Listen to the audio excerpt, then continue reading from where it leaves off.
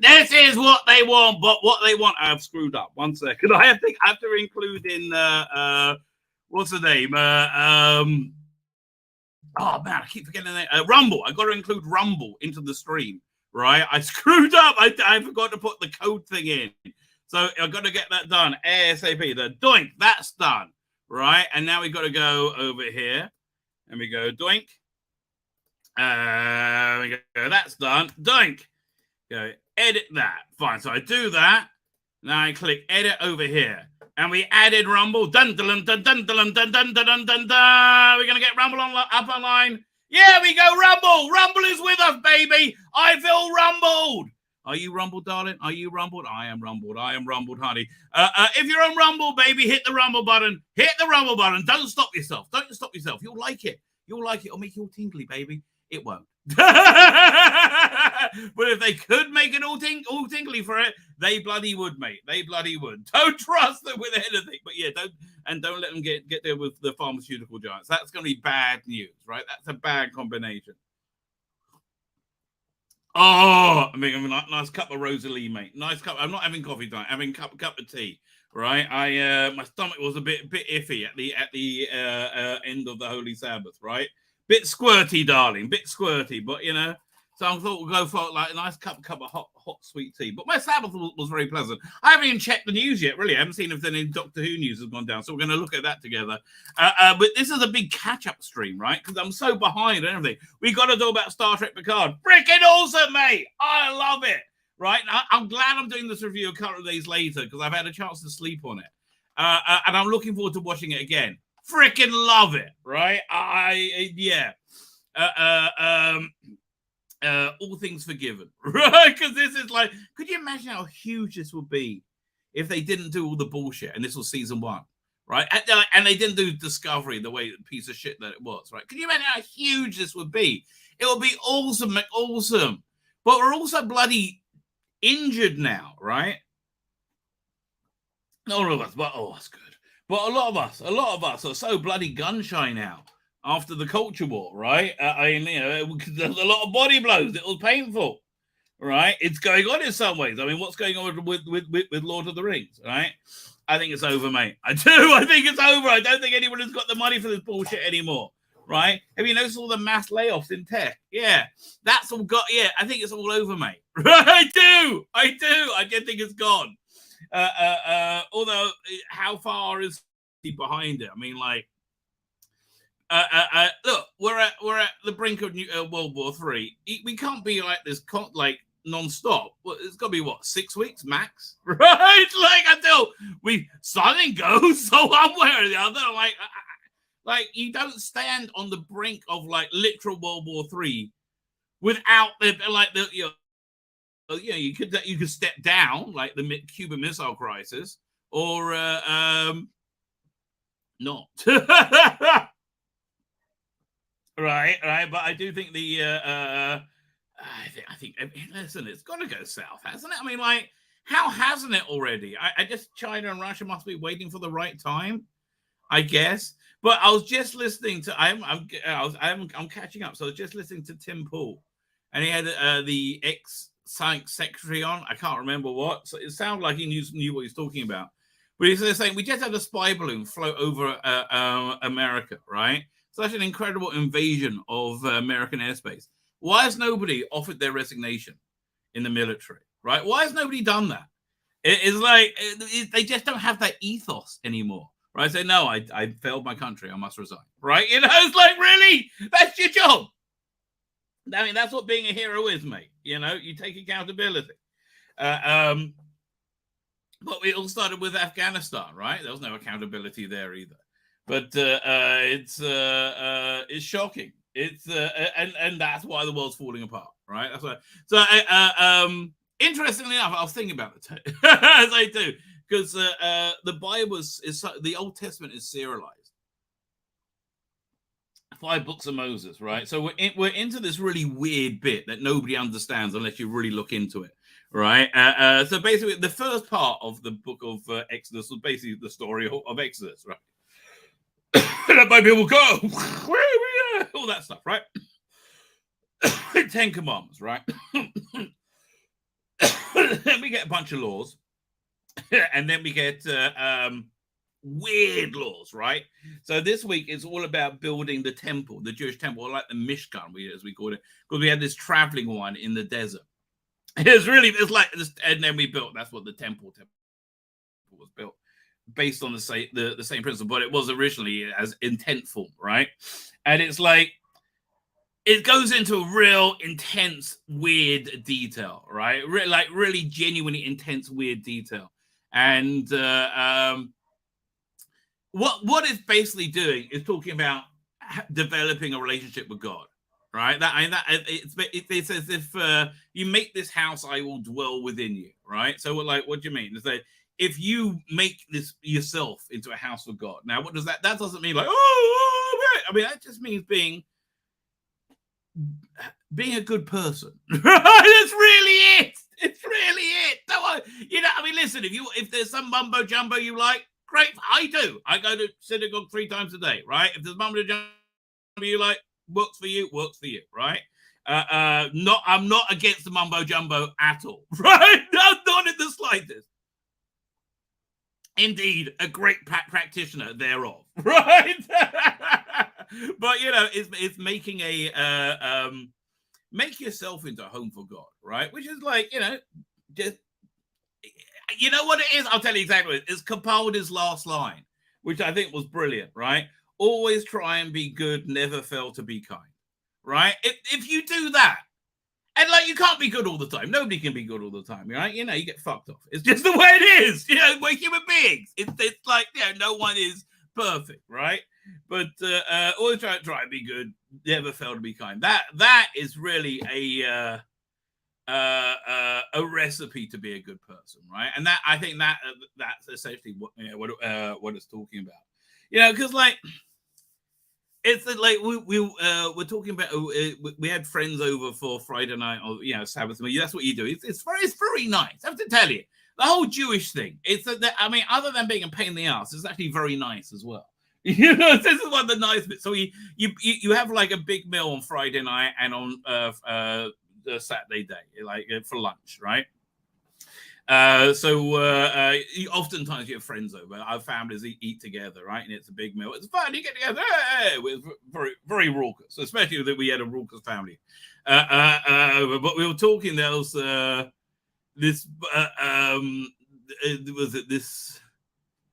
some relative of this family was being bullied by somebody in school. And I knew the person bullying, and we all know the story of the kid who's had, who's had a rough time. It's a really terrible story. I don't know even how to say it without. And look, he's going through a divorce, and it's really not going well, right? It's not. I'm not pointing fingers at anyone, right? But it's so I know it from both sides. Right, and I really don't. It's like it's such a shame, right? It really is somewhat heartbreaking, I would say, because this is very much what an idea in that. What's that? Derek, right? I'm freaking loving Derek. I gave it such a great recommendation because it's freaking awesome, right? It's But it's one the central idea is that bad people are being bad only because they don't feel value. They don't feel right. And when I see it in real life, it's very striking. There's nothing I can do. There's nothing I can do. It's tragic. It really is. Other than see this, it's like watching a car crash in real life, and I would love to help everybody, but there's nothing I can do. But that's the. I guess we are basically good beings, human beings. I really think we are. I think we have a drive to be good, but we have shittiness, like emanating in the world. Like beginning of it's like the beginning of Star Trek 6 when Praxis blows up, and and you get this energy wave goes out. I just think there's a lot of that, right? Here's the thing. I think it's a self-propelling cycle. That the reason there are so many shitty bullies out there, right, It's because they are scared and don't feel valued. But these shitty bullies are making our lives miserable, and they're in control of everything, right? And they're insane. That's a real drawback of today. And they're insane. I mean, they are. I mean, like, listen. You take a snapshot of 2023, you send it back 10 years, you'll be like, what the fuck? Yeah, you send it back to 2007, there would never be legal gay marriage, right? I'm telling that's how it would have played out, right? If you take a snapshot of now, send it to 2020, send it to 2007, man, when we could see what, and it's like, listen, I understand gay people would like to have a marital bond too. I get that. That's fair. And yeah, is it messed up that gay people didn't have the same like legal connections? Yes. Yes, yes, I totally agree, right? I do totally agree. It's just like, but my only objection to gay marriage was the name marriage, right? Because it's two things. Etymology, but I really couldn't give a shit, right? I'm just because I'm a shallow person. Right, but I also know that this is something that pisses God off, right? Redefining marriage is something that pisses God off on an apocalyptic level. They say the flood was brought because of the legitimizing marriage between not just a man and a woman, right? Although I think it was bestiality, which is now legal in Spain. There you go. You want to shag a goat? Spain's your place to go. That's your thing, baby. I guess. I don't know. I don't really understand. I think the goat should have a say in it, but that's just my liberal woolly point of view, mate. Okay, that's all I'm saying. Oh, the one kiss of tea. I like a good cup of tea. Good cup of Rosie Lee. Yeah. So like, I was like, civil union. You call it anything, right? Just don't call it marriage, and we're all groovy, right? Same thing. No. Wasn't going. I said, but what about the slippery slope? Said, there is no slippery slope. We're fucking sliding into hell. What you want? It's happened. Like, really? Really? And with no malice. If it had worked out, motherfucker, I would have been fine. Okay? I mean, like, and I'll tell you why, right? Because, like, on a theoretical level, I would be opposed, right? But then I saw these two aunties of mine get married. And I really love these aunties. I'm like, I saw how happy they were. Right. And I got it. I'm like, man, I get it. Yeah, I do get it. It's, yeah. Again, I think fine. Look, if we're in a civilization that says same-sex relations is ethical, then there's then the legal boundaries for it are nonsensical, right? I mean, aren't they? I mean, it's certainly not hurting anyone. I mean, unless you're into that, and if you are, good, muscle top, enjoy yourself. I mean, just make sure everybody's happy. It's all I'm saying, mate. But I know. I just think all this taking kids to drag shows is weird. It's just me for you, though, mate. That's just me. What can I tell you? Anyway, what should we do? Shall we let's have a. Do everything I can to look at? I don't think we do, actually. Have I posted everything? Let's have a look. Well, we got tonight's one. I got the clip of the Celestial Toymaker, which is freaking awesome. Oh, my God. This thing is freaking awesome. Right? We'll put that one out here. Sexy. There you go. And then this one just coming out tonight. That one went out yesterday. People like that. There you go. Yeah, that's good enough. Doink. Captain Scarlet, indestructible. Captain Scarlet. Captain Scarlet is indestructible. You are not. Remember this. And do not try to emulate him. Very good. Doink. Now, I'm thinking about retiring basically all my Jodie images, which is so many, right, into its own folder, because I don't need her so often now, thank God. But when she comes in, oh, Jodie, you are a delight, darling. You are a delight. Can't get enough of you. Now the Star Trek is good again. Would you consider investing some fine, high-quality merchandise? It's not long, is it? It's not long before they whip those pieces of shit plates out, right? It's like, who pulled that shit? People did. They loved it. Those Star Trek commemorative plates. People love that shit. It was weird. I'm like, what are you going to do with that? Put it on the shelf. Okay. I guess, if you like. I mean, again, I'll just say, if you want to, fuck a donkey, you can. I give the donkey's willing, I guess. But apparently, I think that the other thing's a step too far. And quite frankly, that's quite a strange admission of my values. Like, I'm intolerant of strange commemorative plates, but okay with bestiality. Listen. I guess that's me in the liberal world. I don't think I am okay with bestiality. Now, really think about it. I don't think the animal really can consent, right? I don't think it's a good thing. I don't think it's healthy, right? I'm sorry, there's some sexual practice I don't think is necessarily that healthy, right? And so I don't know what to tell you. If you're in Spain, go to Spain, baby. Yeah, that's what I would say.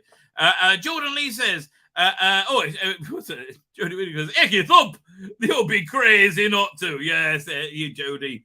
Yeah, shilling it already. If they made an American version of Doctor Who, I would cast Lucy Hale as Romana. Who's Lucy Hale? Let us look up the elusive Lucy Hale. Lucy Hale. Boink. Yeah, okay. What's she been in? I mean, she's okay. I'll say I'm looking at Wikipedia. I mean, she's reasonably shaggable. I don't know what to tell you. I guess. I don't know. I mean, like, I would love to see an American Doctor Who, though. Yeah, I would totally love to see an American version of Doctor Who. I think that would be awesome. Right. Nerdronic had the idea of Peter Dinklage as the American Doctor Who. I'm like, yes, that would be awesome. That really would be awesome. I love seeing Peter Dinklage American Doctor Who. I think that would really be a great show. I really do. Who would showrun that? I don't know. Stephen Moffat. I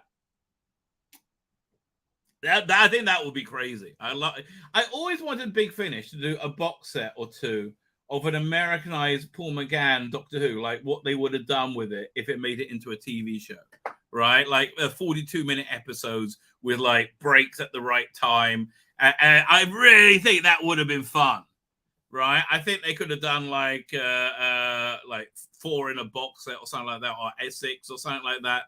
Or they could have done they wanted to do Inspector Morse style 90-minute shows, right? Inspector Morse, man, I'm dating myself. Yeah, that's what Alan Yentop wanted to do at the time. But maybe Big Finish could have done that. I think that and that was really the vogue at the time in the 90s. So yeah, I think they probably could have gone for that. Yeah, so I'd love to always. I would have loved to see him hit Big Finish, but of course I could just make that myself now with the voice cloning. Right, freaking incredible. Fine, let me get to the chat. Jordan, we did Lucy Hale. That's okay. I mean, I don't know. See, for me, Romana is very, very, very British. Right, she's got to be very cut glass English. Yeah, I think she's got to be very, very British. That strikes me as the ongoing thing of and hot, right? British and hot, right? Like very at ease in elegant, expensive, sexy clothes, right? That's who Romana is, right? In the 90s, she would have been what's the name? The woman from Round on Hopkirk Deceased with Vic Reeves. One second. Let me look that up. Randall and Hopkirk. I kind of like the 2000 version. I really did. I thought it was good.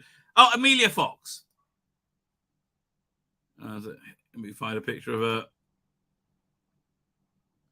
Yeah, she is the archetypal Romana. I'll grab that. She really is, man. She would have. I didn't realize how perfect she would be as Romana. Yeah. Look at her, perfect. Like honestly, man, and she's got that very like Englishy quality, right? I think she would have been a great Romana, right? And also, what's the name? They cast in everything. From Ashes to Ashes. What's her name again? Ashes to Ashes. Although she's really getting to glamming down, right? She's a great actress. What's her name again? Keely Hawes, right? How old is she now? She must be good. Is she in her 50s? 47. Okay, yeah, I think she would be a perfect Romana too, right? I do think she'll be a perfect Romana. Now I'm thinking of Idris Elba as the doctor. Elba as the doctor. That would have been crazy. Man, they got that Luther movie coming out soon. I'm looking forward to that. I am looking forward to that. That's I like a bit of Luther. Always creepy, right? Always very overtly creepy. Well, always very well carried by Idris Elba's performance. That's really what I love about that show. Fine, Gareth Long's there. Would I consider investing in some fine high quality? Hell no! They lost me as a customer all time. But it's not long. It's not long before that happens. I would say improved, but not necessarily good. For start. Oh no, it's good. Yes, we gotta just say, okay, this one's good. But here's the thing: you can tell the intent behind the media, right? You can tell what they really intend, how they felt about it. You can tell the disdain, arrogance, and ignorance of Star Trek behind Star Trek Discovery, right? I mean, the current iteration of it. You can really tell they're like, their disdain and ignorance. Very, very apparent, right? That is very apparent. Yeah. But with this, you can tell a genuine love for Picard, a genuine love for the character. This is a wonderful continuation from Next Generation. For me, forget everything from Nemesis. Oh, forget even Nemesis. Forget Nemesis. Yeah, who cares? And it really is. It's exciting. It's fun. It's action. It's Star Trek. It's the characters we know. Oh, and developed so well. We're going to be talking about that a lot this episode, right? There's some great character moments in this, right? I really like. Yeah, again, look, I really genuinely love this. I try and view everything on its own merits, and I think this is just such a lovely continuation of Star Trek Next Generation. It really honors it, really understands it, right? And you know, it's an ensemble show, which is great, right? It's Riker and Picard so far in the first couple of episodes. Really, genuinely loving it. Anyway, Mud, that looks like a Mona Lisa is still mud. It's true. Hi guys. Sorry, that's Gareth Morgan. I should have be saying who you are. Scheinbeck. I think I said hello to you. I can't remember. You might be right. I might have done. Matthew Burrows is here. Hi guys. So, Gareth, he's on them. Been a bad week. I'm sorry. I have been a victim of a witch hunt by some woke ultra feminists. Oh, and it did wonders for my bipolar. I'm sorry, mate. Man, I am sorry. They really don't understand, right? The damage they cause, right? They really genuinely don't understand it. Listen. Chill out. I hope you leave feeling better than how you walked in. Right. That's always. If I had a bar or a brothel, I would have that as my what's the name? My motto. Right. If I had a motto, it'll be if I had a brothel, it'll be an ethical one. I mean, the young ladies will be working there by choice. You know, I think I'll probably be good at both professions. I would probably be great at having a brothel, right? I just don't feel I'll be that judgmental. Anyway. Oh, maybe I don't know. I don't know. Maybe I would. Like, I don't know. When you get into Game of Thrones and, like, you have that creepy guy looking to, like, rape children, I was like, oh, okay. At that point, no, I can't really do that.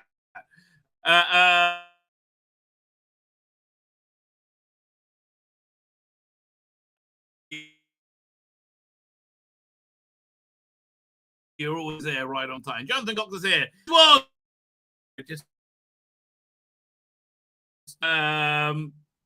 That was one effed up morning shows as Gareth Morgan. But we didn't have it here. It was crazy. Oh, Rabbi had a squirty shower, but only towards the end. But I think I'm all settled now, right? I am feeling better now. Man, the food was very good though. Anyway, for lunch, because it's only me, my wife, and my daughter.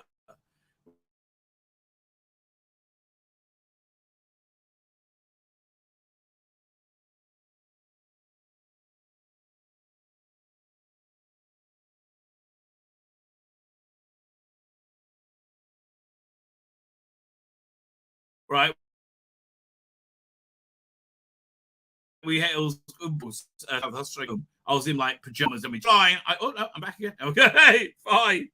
If Star Trek Picard Series 1 was Series 3 was 1, I'll say a bit newfangled, but I quite like it. Yeah, no, I think it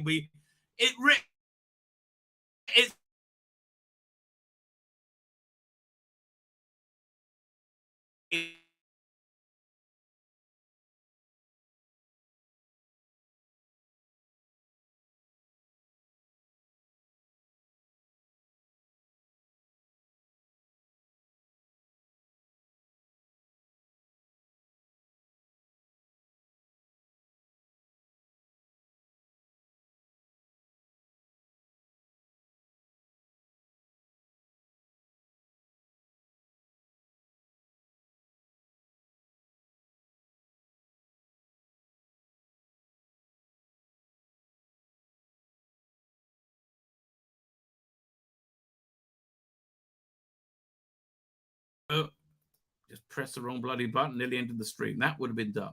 Okay. Mark the Vicar is there. How you doing, Mark the Vicar? 144p Rabbi special. Nicely Ferengi looking like Ferengi and Wolf as Wolf and but Wolf. The Klingon, well, that is true. I love the Ferengi. Man, what a modern take. Guys, I swear the end is coming, says Tzvi, but hundreds of all times it took, dude, what do you fucking want at me?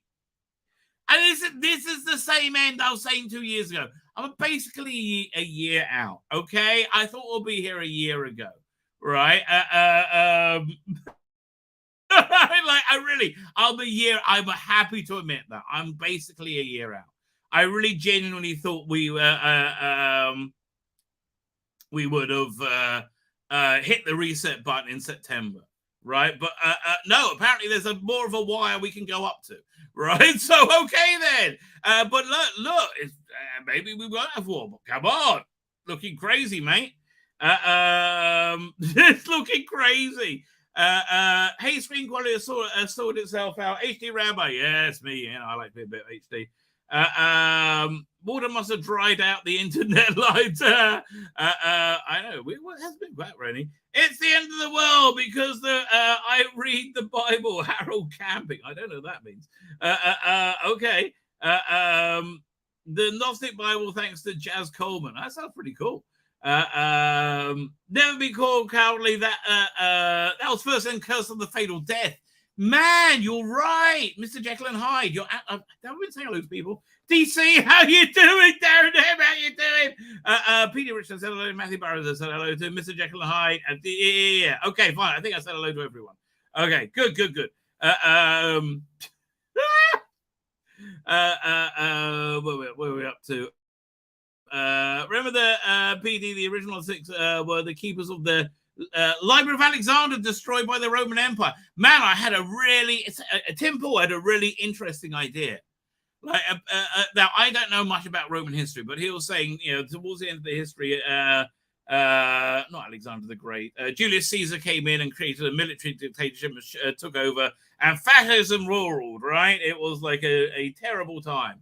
But he purported perhaps that was the fat, idiot, rich elitists, right, who controlled the media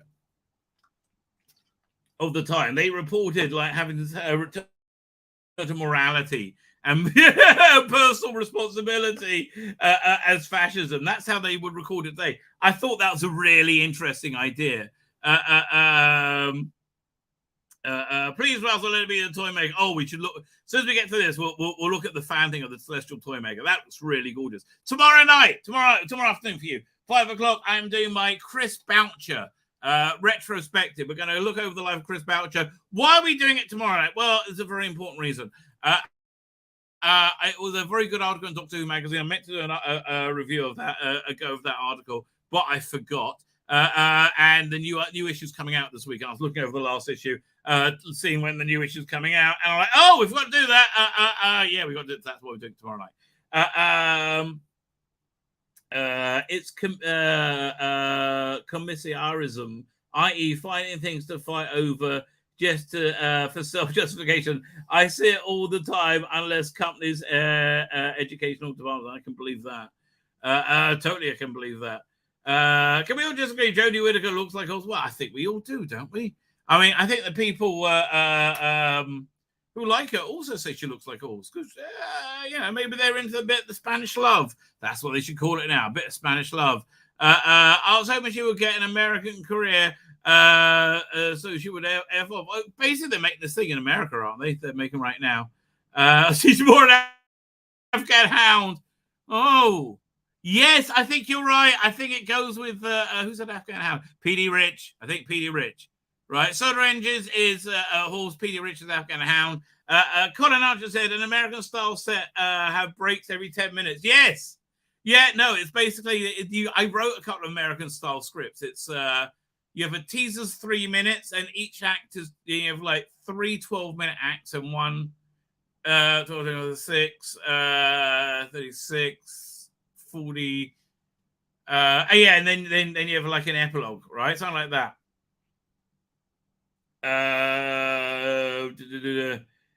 Fine, let me whiz through the chat. Skaro is the classic in the classic series is the other side of the galaxy. As the galaxy, it should be wide. Philip Siegel wrote the TV movie backstory that Skaro was moved closer to Earth. Well, I did not know that. I used to have that book, Regeneration. It's quite good. I can't remember why I got rid of it. She will like Oz now. It's fallen into commie tyranny. She'll like eating Klaus bugs. Yeah, man. Listen, the end is nigh, baby. The end is nigh. But at the same time, I want to be clear. I still think we're seeing Russell's Doctor Who in November, so I think we're going to come through it, right? I mean, listen. If God's going to bring an apocalypse, I think most people are good. Right, that's the bottom line. I think most people are good, and I think God's fair, essentially. Yeah, basically. So yeah, I think the systems that rule us, which are pure evil, will probably crumble. But I think we're probably going to do okay from it. That's what I'm imagining. That's my point. Make yourself a from God, be a good person, never fail, always try and be good, never fail to be kind. That's essentially what it's saying, right? Want to do some mumbo jumbo? Okay, yay, all good for you, right? And I think in the coming apocalypse, you'll probably fare okay. But I think you're all probably going to fare okay anyway, right? I think you're all pretty decent people. Really love Loser, and the film looks amazing. Neil Cross is a great writer. Yeah, they tried to get him for Doctor Who. Did they ever get him for Doctor Who? Let's have a look. I know they wanted. He did a really bad pirate series, right, at the same time as Black Sails, which was freaking awesome, right? I'm looking at his Wikipedia. See what his filmography. He has written Doctor Who. Reza Akiten and Hyde. Well, that's disappointing. Hyde was a good idea. I like the 70s setting. I did like what's the name who played the girl in it. Who played Verity Lambert, right? Yeah. Oh, he did Whistle on Come to You. That was okay. That was in 2010. That was like a ghost story for Christmas. Was it a Crossbones? Man, was that him?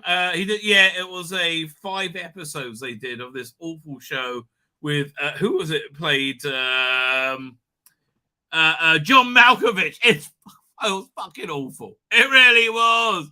It was awful. In 1729, the island of Santa Compada is home of pirates, thieves, and cutthroats, ruled by the fierce pirate Edward Blackbeard Teach, who British Empire believes is dead, who is actually merely in hiding.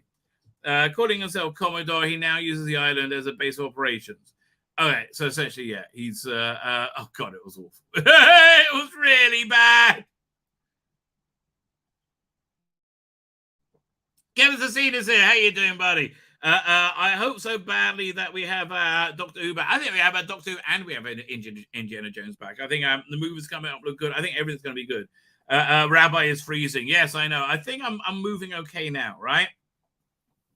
I remember an episode of She-Wolf of London ran out the door and slammed it behind him as if the wall swayed hard, nearly fell down. If Hollywood can have wobbly sets too. I guess so. Man, I remember She-Wolf for London. That was when I think I was living in Israel at the time. Yeah, people say I was glitching. Let me see if I came back. Looks like it came back. Dalek is downloading Rabbi's internet. Let me see. I'm back. I must be back by now.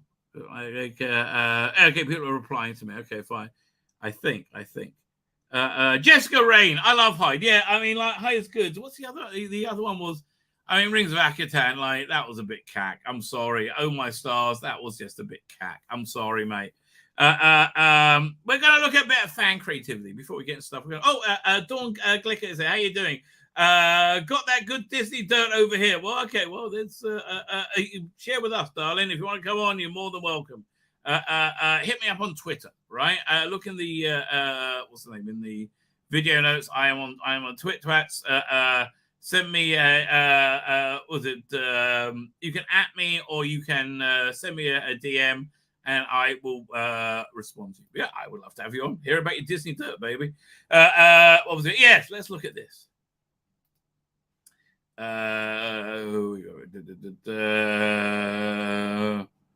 Downloads, doink.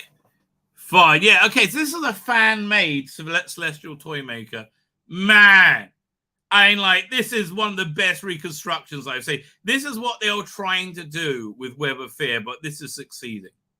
Yeah, and we're not going to watch all of it. We're going to try to skip the bits of music. Animation with the. Yeah. Okay. Blah blah blah. Oh, just incredible. Yeah. I'll put the channel in a second. Yeah, we'll wait till the music goes and then I'll turn the sound on.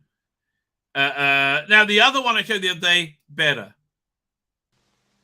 Hello. We're landing now, Doctor. Good. That means the gravitational bearing must have rectified itself. Hey, look at this. Isn't it fab? Yes. Very nice. I mean, this is just really excellent. Bless you. Oh, Doctor, don't say. I mean, this is absolutely excellent. Let me try and find their the channel. 1 second, doink. Yeah, here's this. Oh man, they don't even have 1,000 subs. Let me plug their channel heavily. The Dino Puff. Okay, whoever they are, Dino Puff, and they got more coming up tomorrow. Oh, excellent! I am excited. So here, 1 second. Put that in the chat. Wait. Yep, wrong button. You're catching a cold now. Doctor? Hey, this Well, where are you? freaking awesome. What do you mean, dear boy? I'm still here, Huh? Like, how are they doing this? What's this made in? Yeah, maybe look, see if they talk about it in the video, in the video notes. Let's see. I mean, like, here's the first part of an animated recreation of the Celestial Toy Room story. The second part will be released tomorrow. Yay! Thank you all for the immense support. Oh, let me give this a like. This is freaking incredible. Immense support these videos have gotten. I hope you enjoy. Man, this is incredible. Mr. Dino Puff, you are awesome, right? Also, quite obviously, I'm interested in making animated release of audio, of the audio officially. If anybody from the BBC or Big Finish is watching, yeah, give him a fucking job. This is insane. Yes, I mean, like, this is the reconstructions you want to be doing. I'm sorry. It's interesting to them. Please consider this as a portfolio. Yes. The project was initially completed on 2nd of August 2022. 3D training began on 3rd of October. This is my first full 3D animated project, so training was required. And production began on 1st of November, finishing on the 21st of February. Doctor Who, blah, blah, blah, blah. Okay, fine. That's basically his notes for the first one. Let's keep playing it, right? But again, absolutely beautiful work. Doctor, you vanished. What? Oh, nonsense, child. Nonsense. You have? Do you think this is something to do with the refusions? Well, it must be. You're wrong. This is something far more serious. Okay, I understand how he does the sets. How's he doing the people? Right? Are they models that he is like photographed, or are these AI or whatever? These are like animated things that he's animated, right? Either way, so much more effective than the Web of Fear animation. Like so much more effective. Oh my god! Right? Honestly, they should employ him to do a free Web of Fear animation because that was a piece of shit.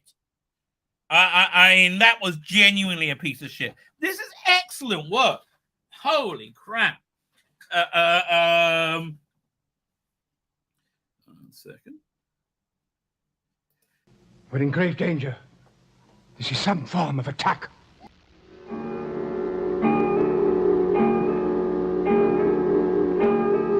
I mean, it's apt they're doing this now, isn't it? But we're still in the TARDIS. That may be, my boy, but wherever it is, it has great power and can penetrate our safety barrier.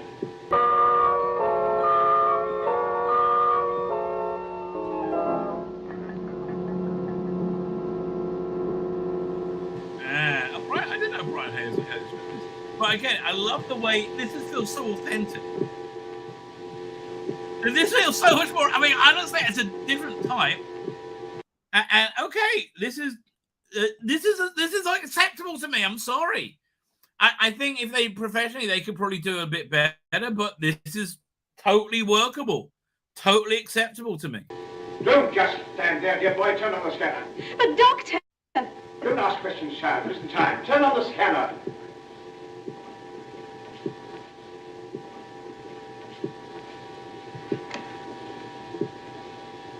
It isn't working. Yes, it is. When it isn't working, the screen is not as clear as that. This is part of the same trick. But what are we to do? It's true. Hey, let's move on a little bit. This is a little bit static. Oh yeah, this we've seen already.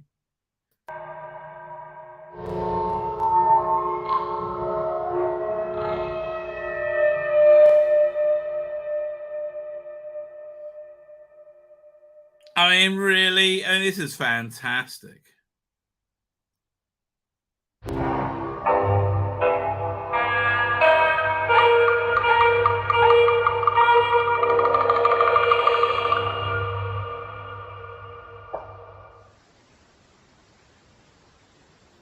Yeah, this is so atmospheric.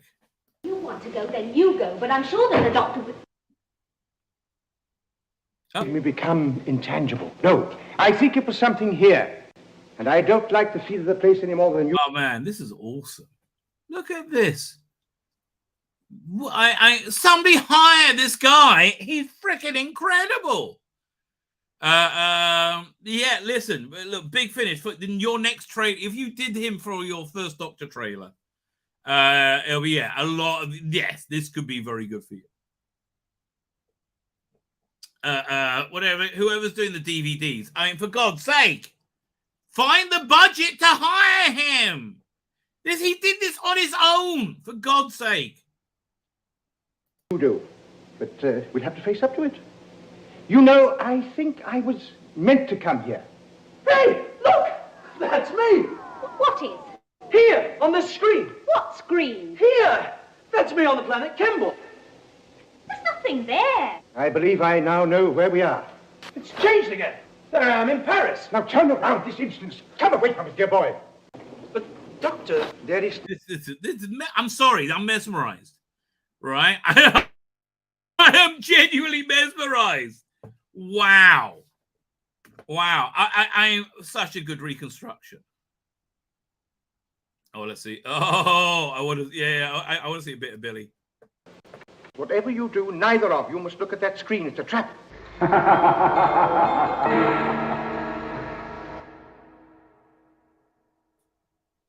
What a spoil sport you are, Doctor. They like my memory window. You. I mean, it's I'm getting the feel of watching the story, right? I'm getting the feel of it as entertainment, right? How it's pacing. I might have guessed. Of course. I've been waiting for you a long time. Where's the TARDIS? Don't worry, my dear. Just watch over there. Oh, this is so Neil Patrick Harris.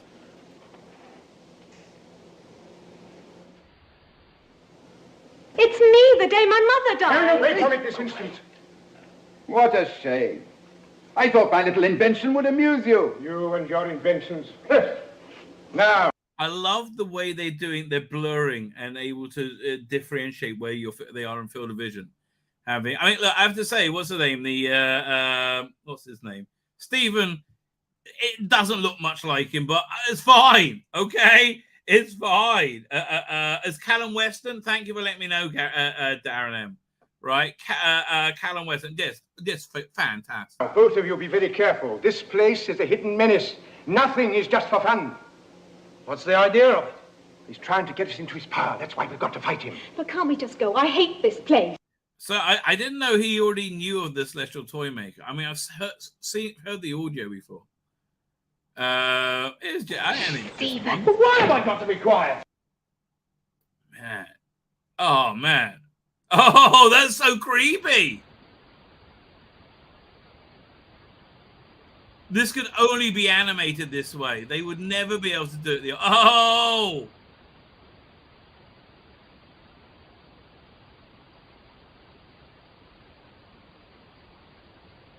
This is so creepy.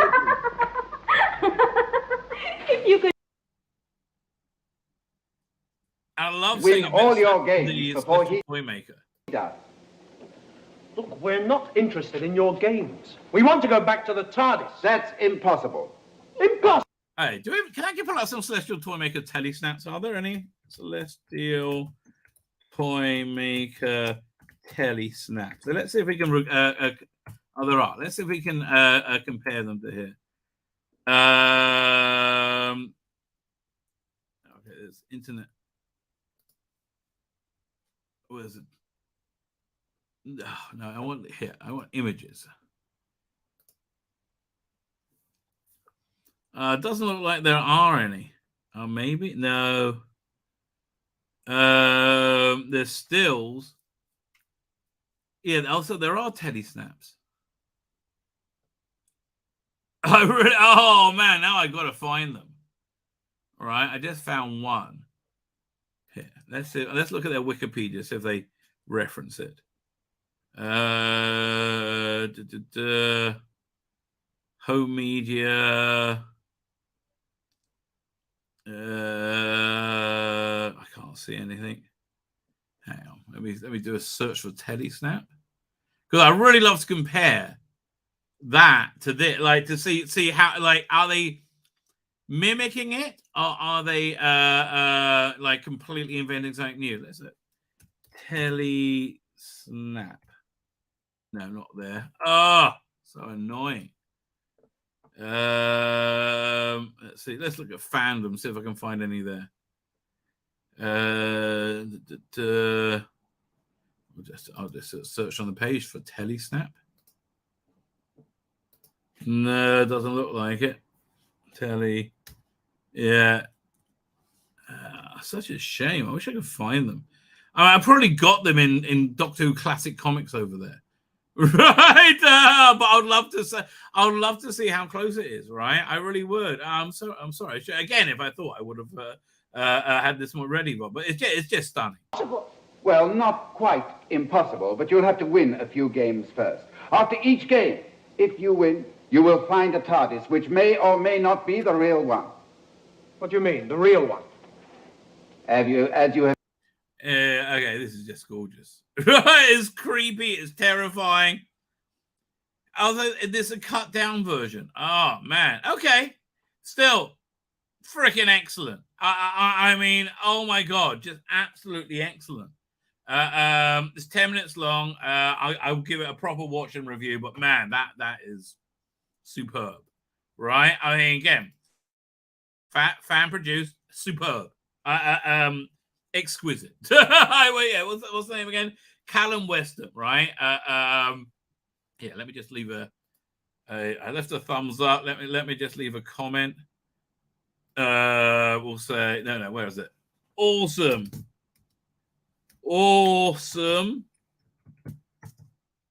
Just watched a part of it on my live stream. Fantastic. I don't think I'm selling it hard enough, right? We love it because we do.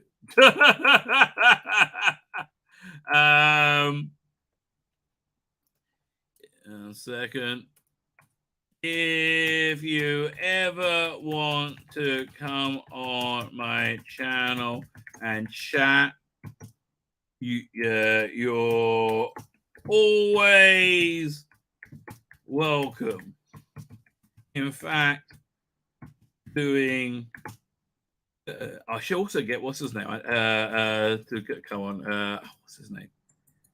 I can't remember his name. In fact, doing a Chris Oucher retrospective tomorrow, Sunday, Feb 26th.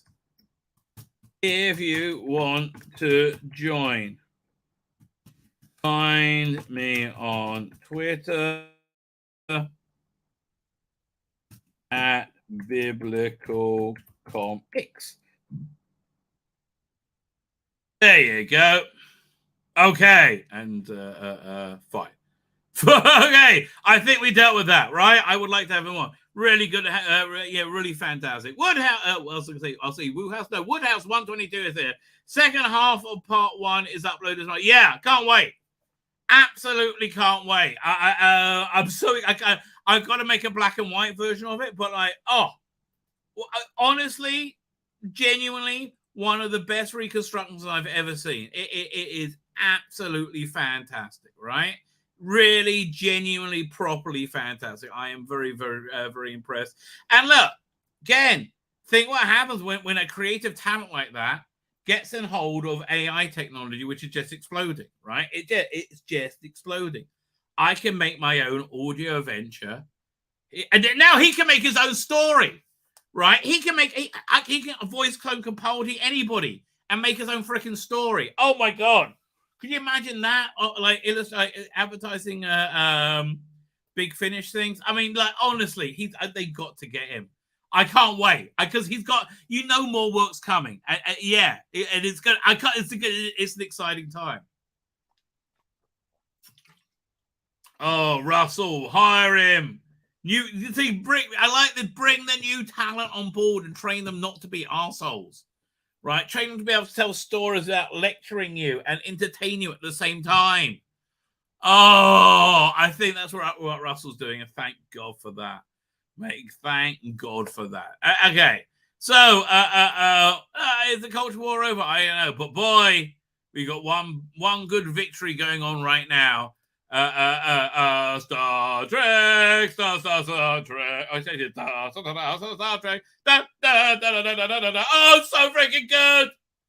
It's so good. I'm sorry. It's so freaking good. I love it. Man, maybe I just haven't seen Star Trek for so long, right? And I liked Strange New Worlds, lots of Strange New Worlds. I found Lieutenant Lesbian Latinx irritating. Not her irritating, just like she overbalanced the cast a little bit. I found she a bit current day and irritating. And I'm worried about next season because they got rid of my favorite character. But I enjoyed it. However, I didn't find it Star Trek, a recognizable Star Trek. I found it a riff on Star Trek, which I quite enjoyed, right? It seemed to be somebody's interpretation of Star Trek, which was fun. And it felt fun and entertaining and enjoying. I'm looking forward to next season. I'm scared of next season, right? But this This feels like Star Trek, right? This feels actually like Star Trek Next Generation. It goes seamlessly from Insurrection. Forget Nemesis. It goes seamlessly. Oh, and beautifully. Now, my only criticism is I think they should have put episodes 1 and 2 together, because this is full spoilers, by the way. They should have put episode 1 and 2 together, because episode 1 was called Next Generation, which was a great title, but it would have been even greater if these 2 episodes put together in a movie of the week format, right? With the revelation we get at the end, right? It's just wonderful, right? It's really absolutely wonderful. So it starts off much like Star Trek Strange New Worlds. You have a very cool TNG era ship. It could be Titan, could be Enterprise. Going whoosh, wow, whoosh, whoosh. Now, don't do drugs, kids, but if you do, this is awesome. And it just is. It's awesome. So anyway, so then we have a little bit previously, which I basically skip. Okay, fine. They set everything up. 2 weeks ago, again, this is a modern push forward for Star Trek. It feels an organic continuation of the Next Generation in the same way Star Trek 2, 3, and 4 felt like a organic continuation of the original series, right? Just with a lot more money. It's like somewhat better, right? But they felt like it was Kirk, Spock, McCoy, right? It's the same thing. This feels like the same character, but this feels like something new and modern. So 2 weeks ago, you get some great music, and this ship turns up. They are so repenting, abandoning the proper Star Trek-y looking ships, right? So this is a little Star Trek-y looking ship. Shows up, great music playing, and we get to meet, what we find out his name is Jack Crusher, and he's a bit of a charming, chappy, naughty boy. So look, basically his joy is this is it. He's a medical crusader, right? And so he like cons his way into places to save them and get past red tape. And he's being boarded by these bad people, right? And they're looking through and said, "Oh, look, you can have these weapons there." And again, he's very charming. This guy, right? He's genuinely very, very charming. And yeah, he's just driven. He's a great Star Trek hero. That's what he is. He's a great Star Trek hero. He's breaking the rules to save people, right? I love this. This is so great, right? This is not like Burnham, who is like just insane and off balance and then always right about everything as Space Jesus. This is a fun character with foibles, right? Fits right in. And so he's bribing them, right? He's bribing these people and like, take this case. And as he leaves, this guy says, I've located him. And they go, fine. And so present day, he's been hunted. So what's basically going on is that there's been Klingons, there's been Federation. These people, I think people are being taken over by the villain to hunt. That's why they said trust nobody at the beginning, right? So they found him at the end, and they've been cornered by this massive ship. It's just lovely bit of the special effects are fantastic. So they conned the Titan into. I like this character, by the way. They conned the Titan into taking them. They were trying to con the Titan into taking them in the right direction. The captain said, "Piss off," and he hates them. And 7 of 9, who's the first officer, broke orders to take them there, and they gave them a shove, and off they went. So they're monitoring them being in trouble, right? I like this character, right? You don't often see bald either Vulcans or Romulans, but they're very. I don't know what she is, but she's cool, right? And they're like, oh, they're in shit water, so we got to go and help them. So you don't understand. You're gonna brig.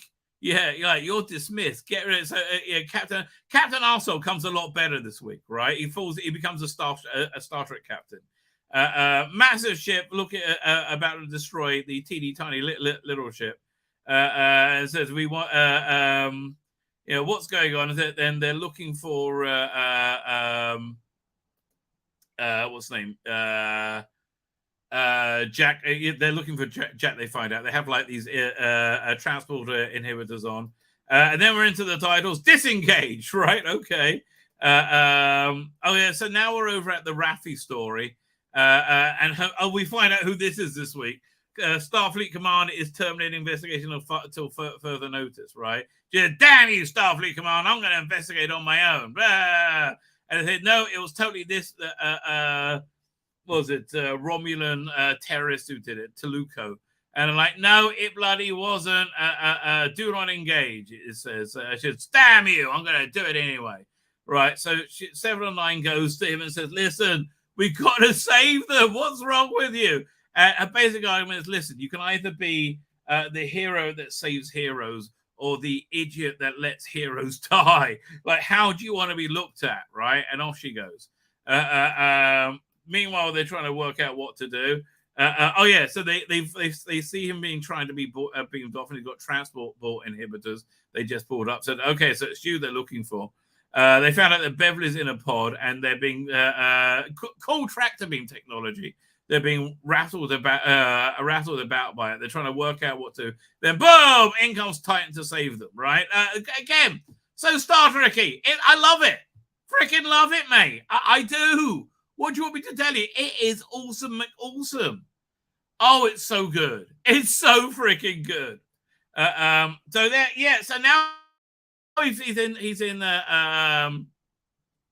Starfleet captain mode, and he's very good in it, right? I'm loving a bit of LaForge. Yeah, I mean, again, these are the little kisses back to the past that we love.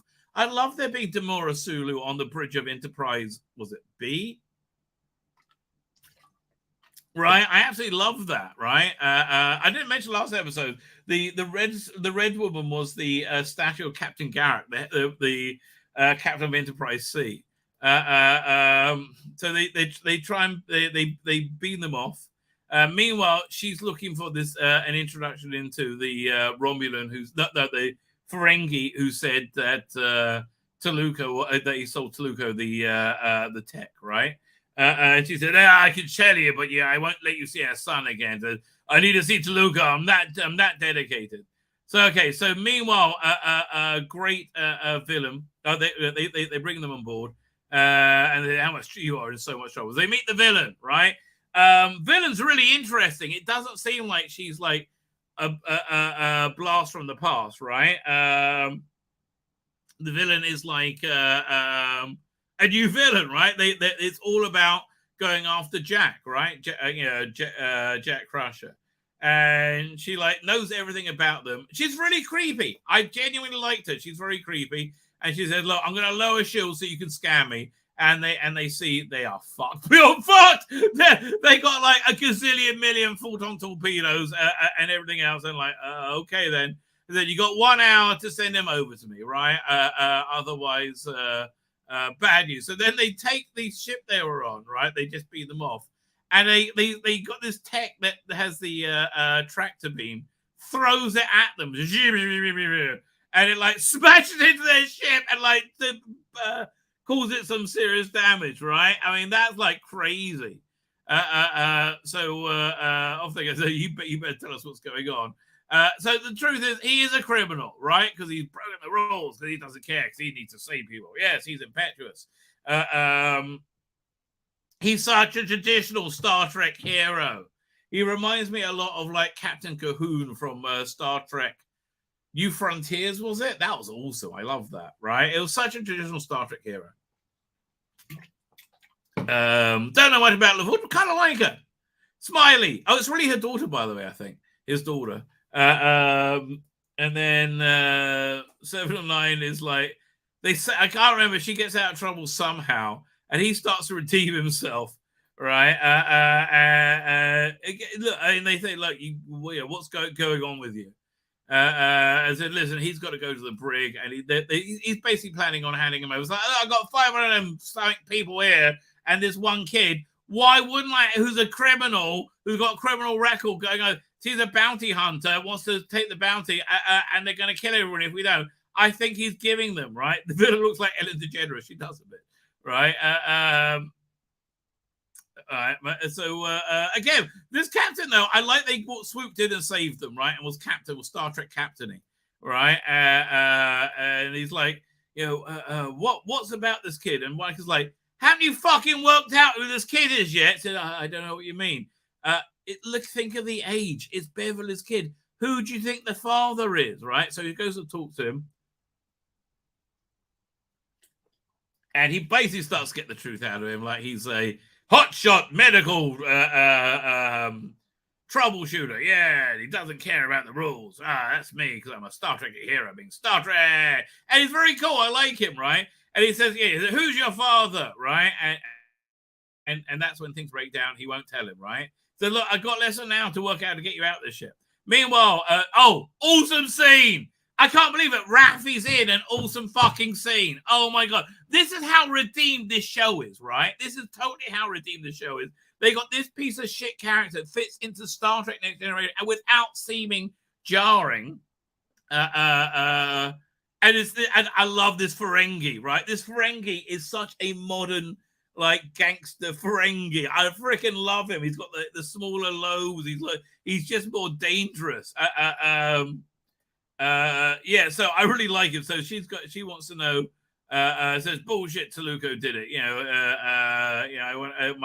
I know because Toluco's. I'm Toluco's my boss, right? And you got to tell me I'm going to kill you. Said, you got to prove you're not police, right? He said, well, of course I'm not police. Said, well, you got to prove it. And he says, why don't you shoot this up, right? Then I know you're not Starfleet. And he's like, fine, I'll do it. Basically, and again, this Ferengi is awesome. Freaking love this Ferengi. Oh yeah, as about to shoot up. I love what he's doing with his target. It's like he's all like getting off on it. And so there's this weird like eye drug. And she's really getting off. Said, oh, you're really. So listen, here's the thing. I know you're not sent by Toluco because I got Toluco here. And then she's like passing out, and this mysterious figure comes in, who in the screen grabs is clearly Wolf, right? And I could tell at the time it was Wolf. Da da da da da da da da da da. Ding ding ding. It really is that moment, right? Yeah. Da da da da da da. And he's using that thing from Star Trek First Contact. Da da da da da. Oh, awesome! And he cuts off the Ferengi's head. It really is awesome. Maybe it's a good day to die. And finally you see it says, I told you not to engage. Oh, fuck me, it's awesome. It all fits together and it's all good. Stop. Oh my God, yes. Oh, it's so good, right? It's so good. But it's actually going to get a bit better, right? It's actually going to get a bit better. Peter Reed says real Wolf, not Wolf the Klingons. Yes. Now, I like the Klingons, but in a different... I wouldn't put them in this. This is very TNG. Right, so then off they go. Back at Titan, they're like, well, we're fucked. It's like, we got to work out something to do. So meanwhile, Jack breaks out of prison, right? He fucks it away, and he's off on the run. I don't know who this green guy is, but boy, I like him. He can't be Andorian. Not Andorian. What's the name? Orion. No, the Orion women were green. They weren't, not the men. So they're like, he's on the rise. Then we gotta find him. Meanwhile, she references Jean-Luc being synthetic. Jean-Luc Picard in this synthetic flesh. So she knows everything about him. The word is they're going to retcon that in this season, right? They're going to say somehow it was actually an injection of synthetic nanobodies into his body, right? That reinfused him. Okay, we're back. That's awesome, right? We're freaking awesome. So, just want you to know, I'm going to threaten you more. You can give him now, but I'm going to make it worse for you if you fight. And we're fucked. It's like, we're fucked.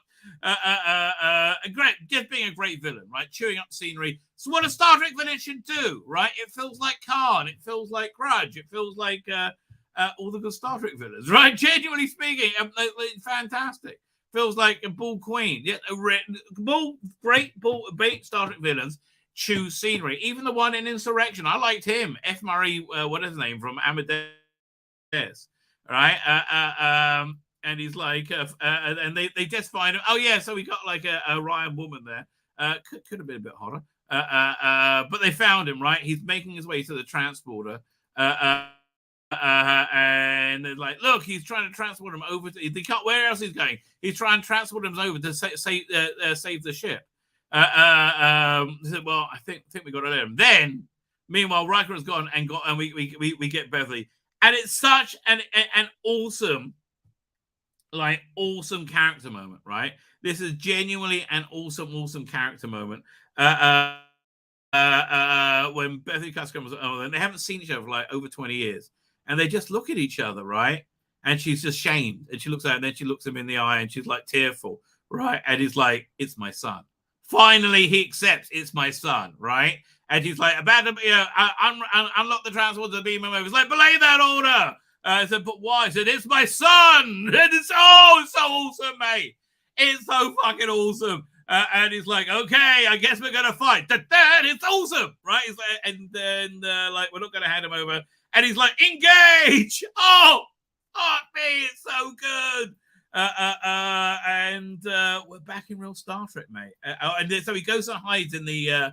They do the Star Trek 2 maneuver. Goes and hides in the nebula, right? And then I got a bunch of these screen guys. Look, you should see that how TNG, the iconography of it. This feels so TNG. This feels so technical manual.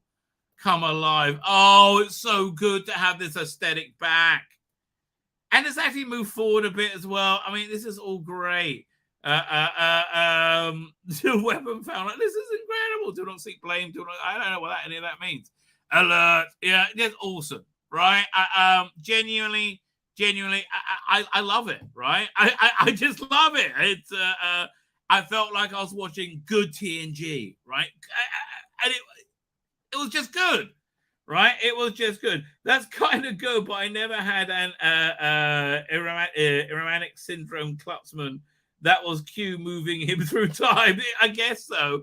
Well, basically just get everything gone before.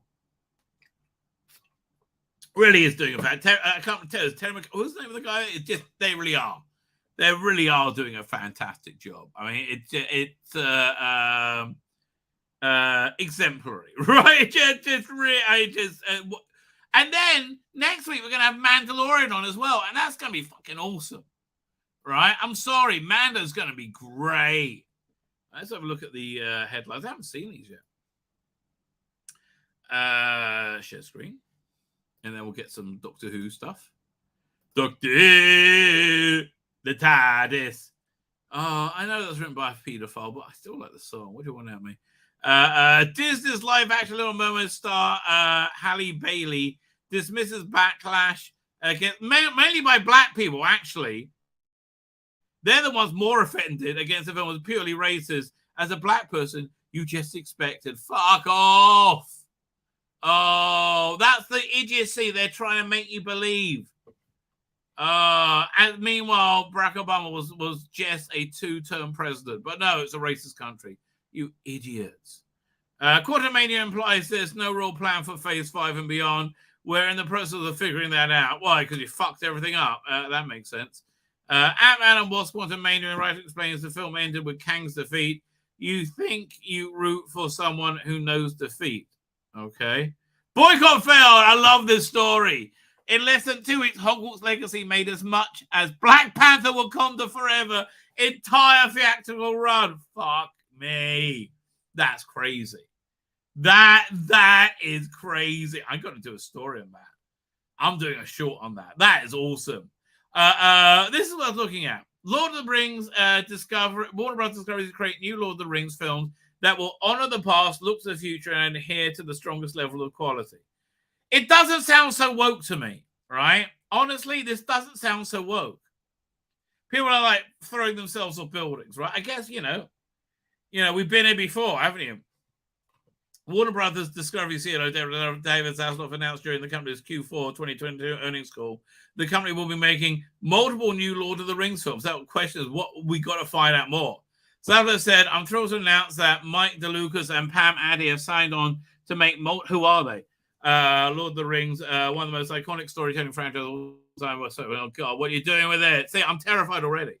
right? For example, I mean, everything he's done so far has been good. So I want to tell you, he's anti-woke so far.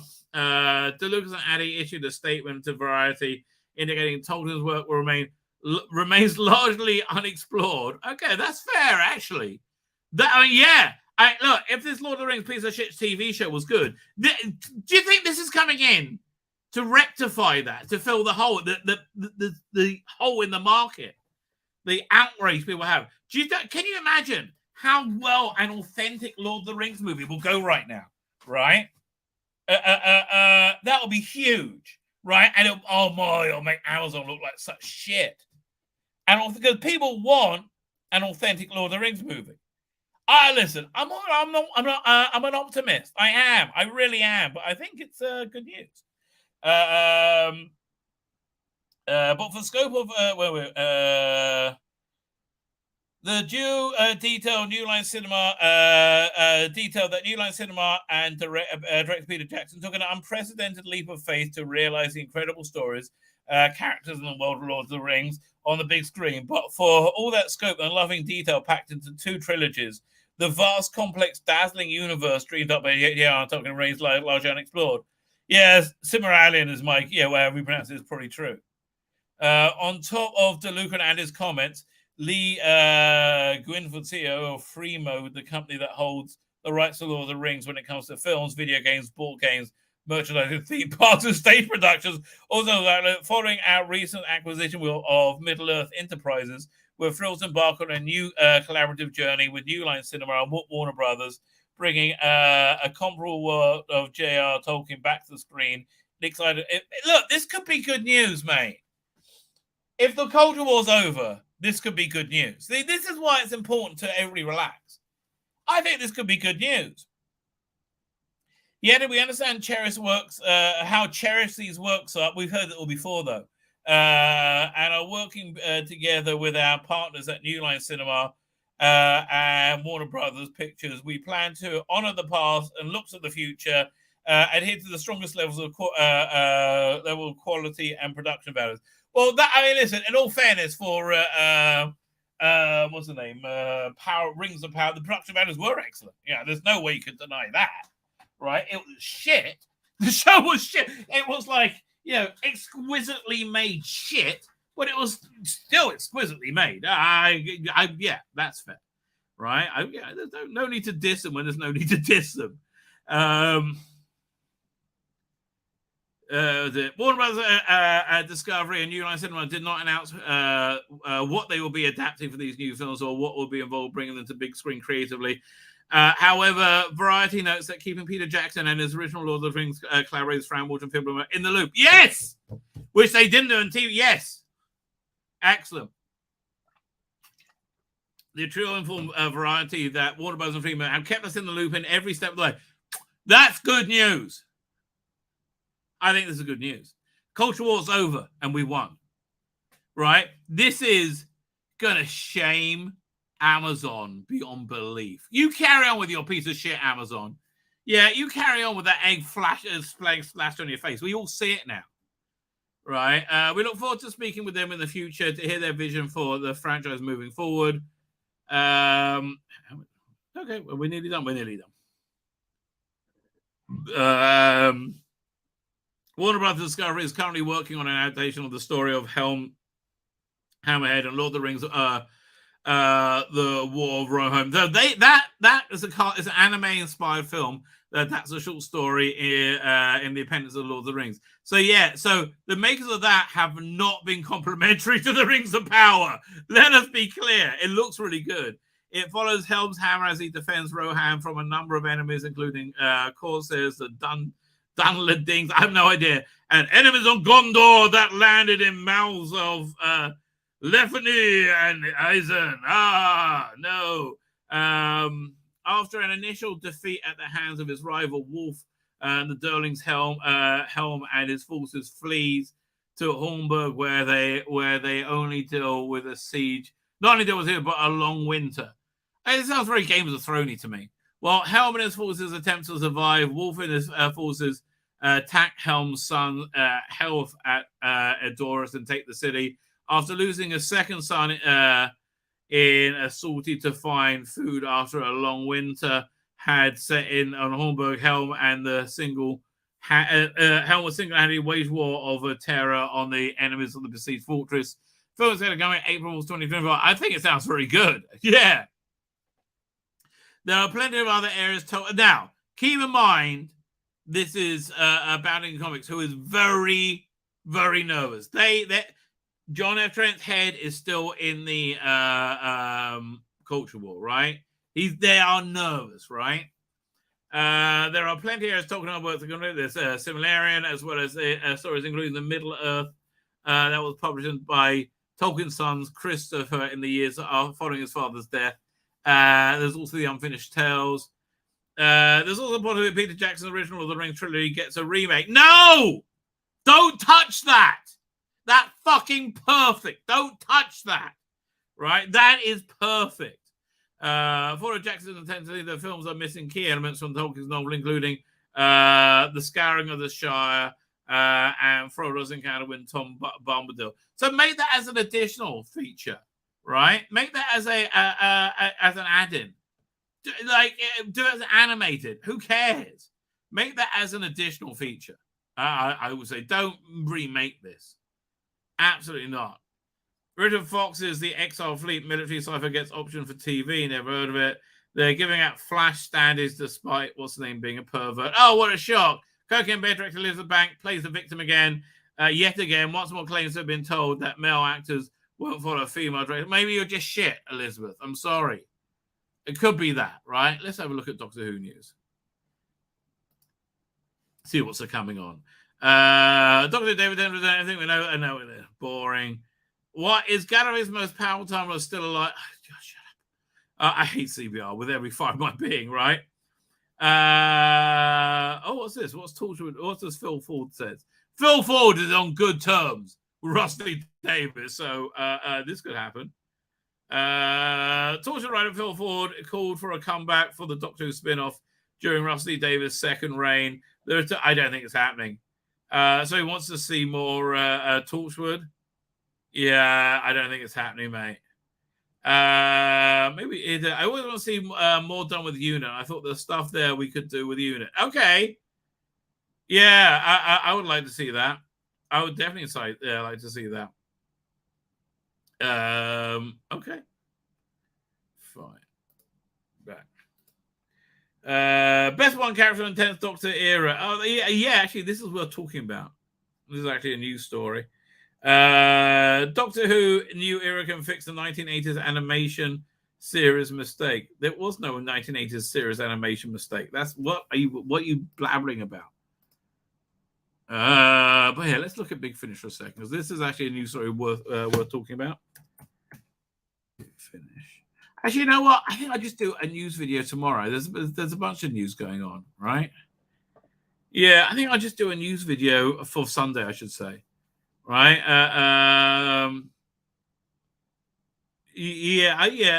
More about Caroline Ford. Okay. 10 Doctor Who scenes with more impressive when you know the truth from what culture. That's always fun. I'll do a thing on that. Okay. There is one by Caroline Ford. Got when I put a video out, became huge. So yeah, so I got to have a re-listen to this. Actually, we'll go over this sale as well, but this news. This is a surprise release, right? What's this one? Well, we've got cover artwork for anything, but no, this. I'm really surprised. I forgot about this. I remember it not being very good. It's the thing, right? I remember it not being very good. The full quadrilogy Excellus Sagas featuring Doctor Who stars is re-released today as an epic single download from Picard. I just don't remember. I just remember it not being very good. It's basically Andy Stewart, so Paul Marks, Dave McKinney, Craig Hinton, Stephen Cole. Maybe I'll like it better now. Did I have a trailer for this? Because I got to give this a re-listen. 23. That's it. Why is there no trailer for this? I mean, that's just silly. 23A, it's not cheap, but you get what? How many 4 discs from this? Yeah, you get a good Benny one. Yeah, I mean, It was just kind of a story that didn't really engage me. It's like the Doctors meeting this Anthony Stewart Head at like different intervals in the character's existence, right? That's essentially what it was. Have a quick look at the Space 1999 one because is that out? Joe Jones, I've got to start listening to it. Although I've got too many things that I'm listening to. I would say the other covers have been better. I would say the other covers have been better. Let's have do they have a trailer out for it yet? No trailer. Fine. So let's look at some of these super cringe Doctor Who articles, which I've been promising, right? Super cringe.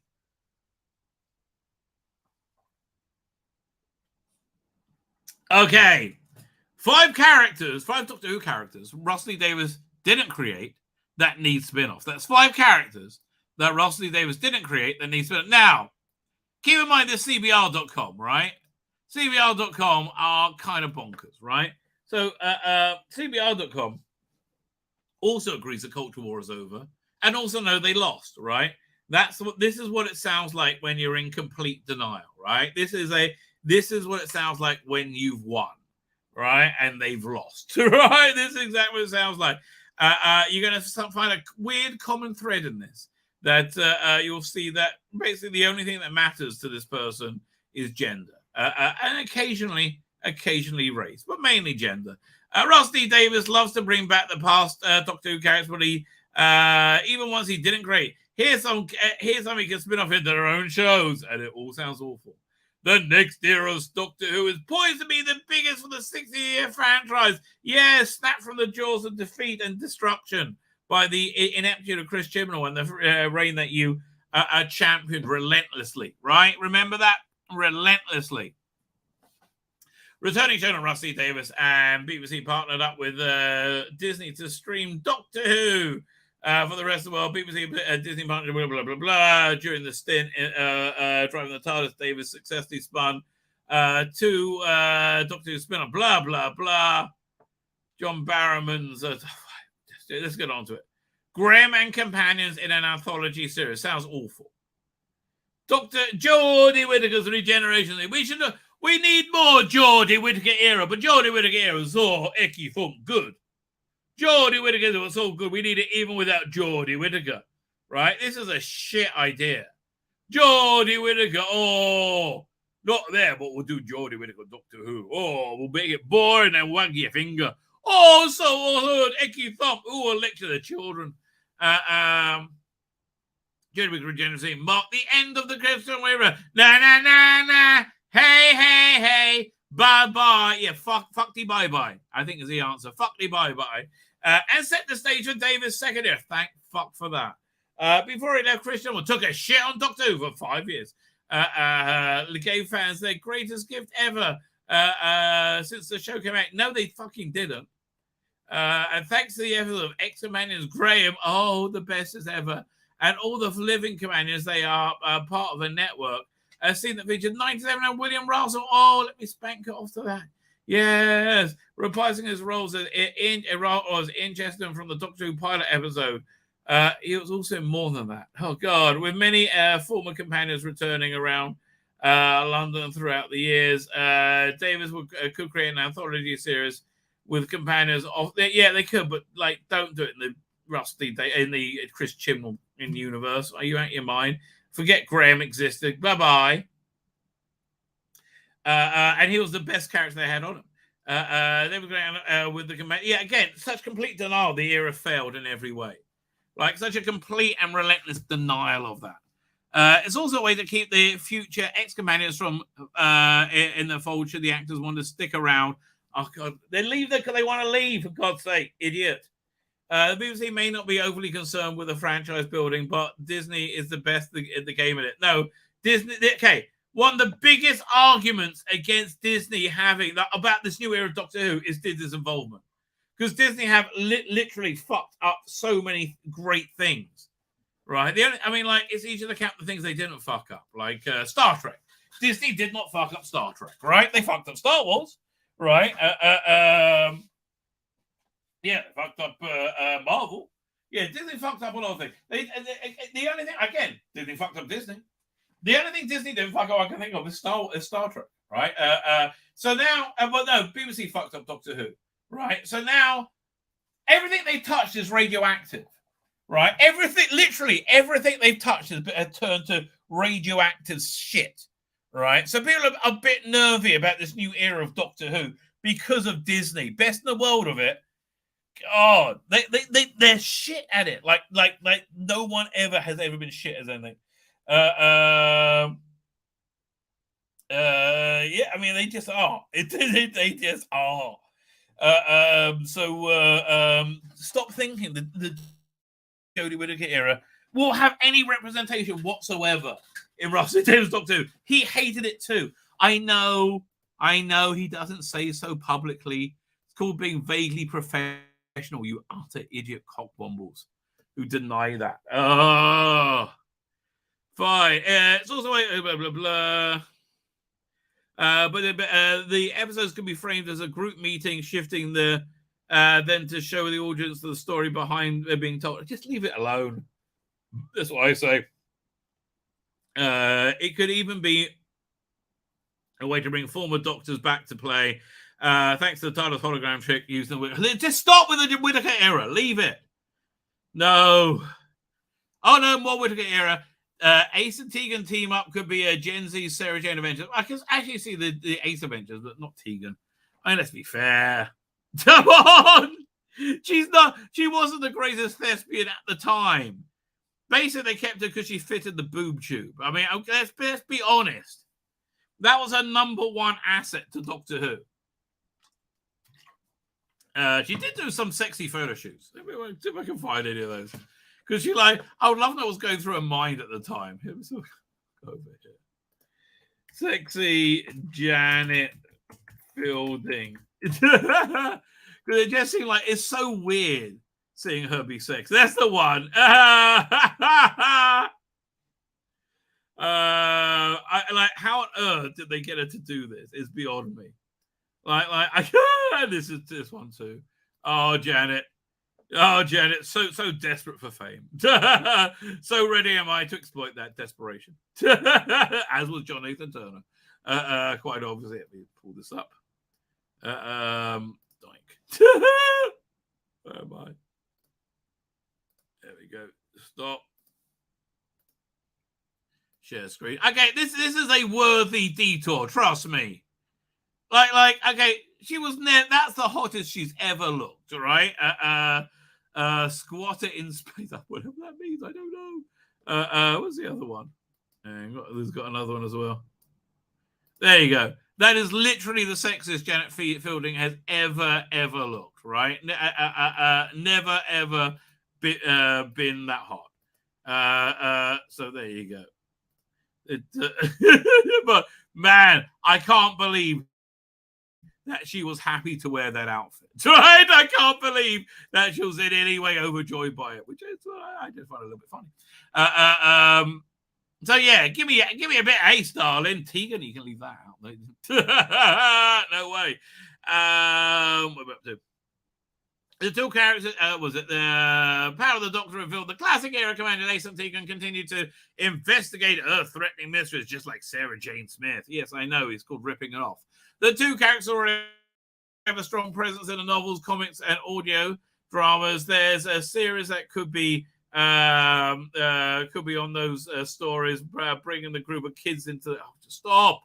You're just badly ripping off Sarah Jane Adventures. I mean, like Rusty Davis does it. I'm sure it'll be better than that. Having said that, Sophie already had a lot of screen presence.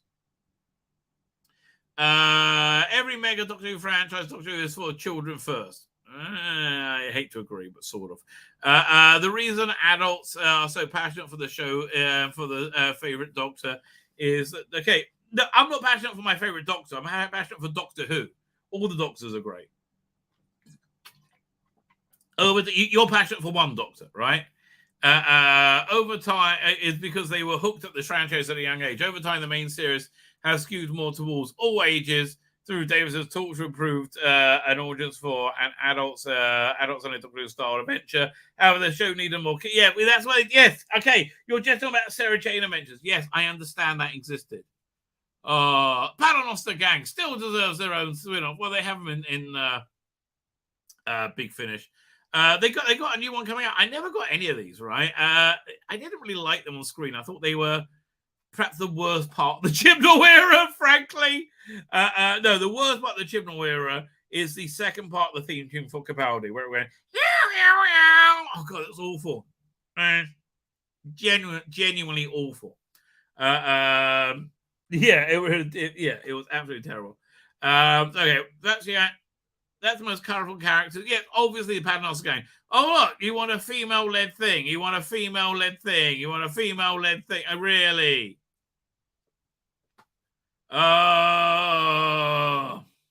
Joe Martin's future Doctor should get her own series. Well, she is at Big Finish.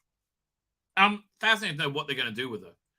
Right? I mean, like, they could really... I think they're doing stuff like moving forward rather than going back, which is weird. I mean, I think they're going to have to explain her existence somehow with Russell T Davies. I really think they're going to retcon this character away. All right? I really think that's going to happen.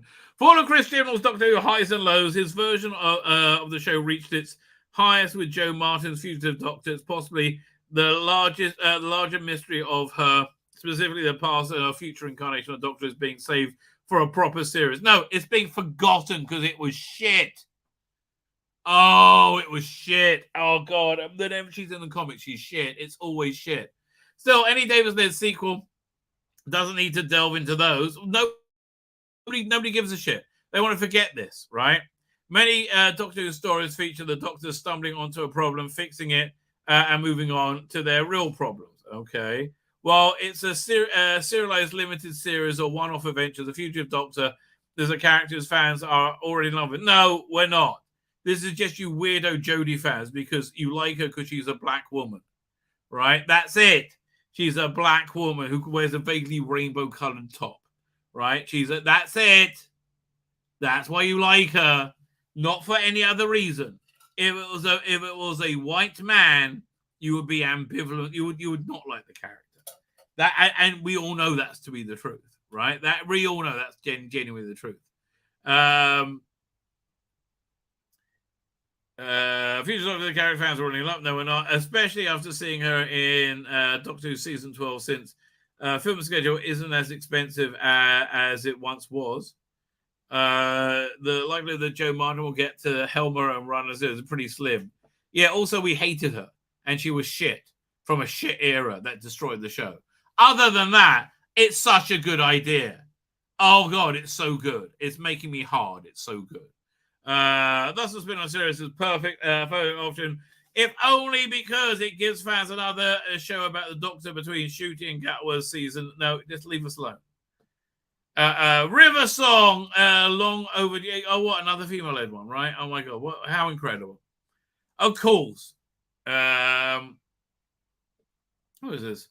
River Song, during Moffat's run. Yeah, no, it was done on Big Finish, and it was done better. Frankly, right? Frankly. Let's have a look what I'm going to be going over. Tomorrow, again, is my Chris Boucher show. But thus far, this seems like a really dumb article on CBR. Okay, I don't know. That I'm tempted to. The Talkswood writer wants to return. Yes. We'll do the story about the war, Exodus. I will have listened to an episode by then. What was this? Classic. An animated series is on the fans' wish list, and the Doctor Who begins its 6th decade. So what do they want to do with the animated series? Infinite Quest, blah, blah, blah. Edgar Fix 1984's animated series. What was it?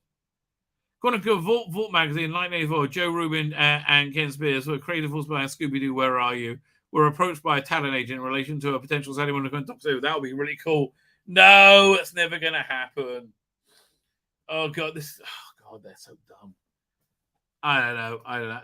I might cut. There's an embarrassment of riches right now, isn't there? Doctor Who's must be no, leave me alone. Israeli medical student killed in wild elephant. Wow, killed by wild elephant while volunteering in Nepal. Okay. Okay. Temple of the Geek cosplay from Califrey 1. It's a bit cruel, but we will have a quick peek. It's a bit cruel. Let's see. Is this newsworthy or is this just being cruel? Close and accept.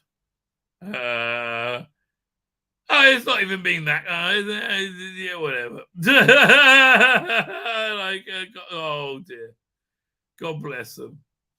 Like they're outside, so they can wear. Don't have to wear masks. There's a bit of Don Martin action. Let's see if that one enlarges. She cried. Where is it? There you go. Come back. Lots of river songs. There you go. A bit of Don Martin. Two tenants, I think. A Donna and a Ruby. Right, Ruby. It's nearly. Okay, I think we should stop this. Let's go back. Oh, the one thing. There you go. Oh no. Yeah, we'll probably do the Carol Ann Ford article. That's interesting. This I think we'll do as on a live stream. I think this sounds really interesting. Let's see. Is this a article or a video? If it's a video, no. Hopefully, let's have a look. It's a video. Blah, boo, hiss. No, go away. Kiss Master and fake Doctor Who rumors. No. First Doctor Who companion is honoured fans want her back. Okay, again, they're really kind of like milking the story. What was behind the fake Doctor Who rumor? Okay, that I'm interested in. Right? Yeah. I'm looking forward to listening to this. Return of Joe Jones. Well, I've got a lot of stuff. Has an idea. Man, there's a lot about this. Fine. So, yeah, essentially, I'm going to be doing a newswalk video. That's going to be for Monday. Tomorrow night, though, Chris Boucher all the way, baby. Chris Boucher all the way. I don't know, maybe what I do, if there's any breaking news. Yeah. We'll talk crap. You know, the normal stuff. The normal stuff on my channel. Tonight, however, we have coming up. 1 second. Sorry, I'm looking at the picture of Janet Fielding. It just made me laugh because I know how much you'll hate it. Where is this? Doink. Let's talk about it. Fine. Share screen. Doink. Tonight we got Revolution number 9 reviewing Christopher Eccleston era on TV and audio. I think Dan was with me on that one. It's a fun little one. What do you think, Janet? I think I don't like this outfit. I love that outfit. I love that outfit. How's that zip work? Here, is that a real zip or is it a fake zip? Oh, that looks like real zip. Nice bit of cleavage, darling. Doing well. That zip goes a long way. You're not Romano material, let's be frank. So, yes, I think, we covered some of the ongoing media denial of reality. That was quite a good one. Yesterday, it had quite a good... that was a week that was. Bonkers BAFTAs, desexualizing Karen Gillan and shooting out well, and much more. They say I'm too gay. I don't think they're going to play him as super gay. I'm sorry. I just doubt that. Right? They say I'm too sexy. They did, Karen. They did. And you are. And the bastards don't say anything about me at all. That's true. But you did better than David Warner, who didn't even get anybody protesting him being ignored. Poor guy. Where are you, Lisa Bauman? Why were you defending his honor? This came out today. Alison Brie's weird love of public nudity. Weird story, right? Basically similar to the Captain Jack story, but with a girl and it's all okay. You hate the girl you love to hate. Meghan Markle, fantastic South Park takes her on. We love it. Thank you very much. Now, also tomorrow, I'm actually putting out 2. I'm probably putting out the prologue of this, about 5 minutes long. That's going to be on YouTube, right? And then the full half-hour thing will be on my Substack, right? So sign up for that. I'm just excited by new technology, mate. I always am. Fine, I'm going to wrap up. I'm going to wish you all adieu for the night. Thank you for joining me. I'm going to hit the end broadcast.